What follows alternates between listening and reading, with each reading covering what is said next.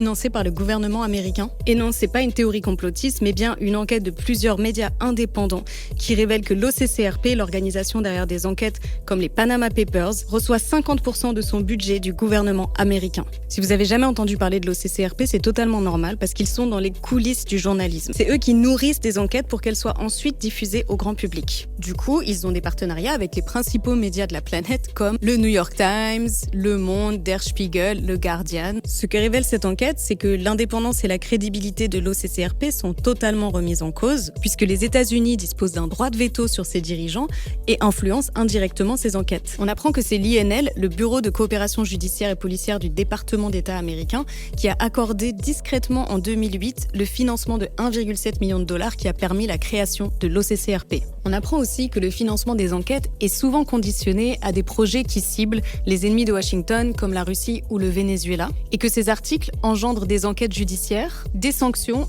et des actions de lobbying. Et la cerise sur le gâteau, c'est qu'ils ne peuvent même pas enquêter sur les États-Unis avec cet argent. Selon Joe Sullivan, le directeur de l'OCCRP, cela nous mettrait en situation de conflit d'intérêts et nous voulons éviter ce genre de situation.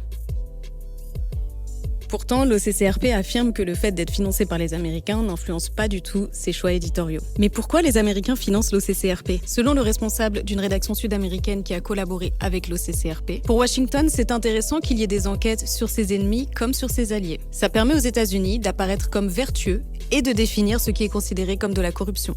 Dans un contexte où beaucoup de gens ne font plus confiance aux médias, ces révélations sont un coup dur. Parce qu'elles donneraient raison à ceux qui accusent les journalistes qui travaillent sur certains sujets d'être des agents étrangers. Selon Fabrice Arfi de Mediapart, qui ajoute que si l'enquête fut douloureuse, sa révélation est absolument nécessaire.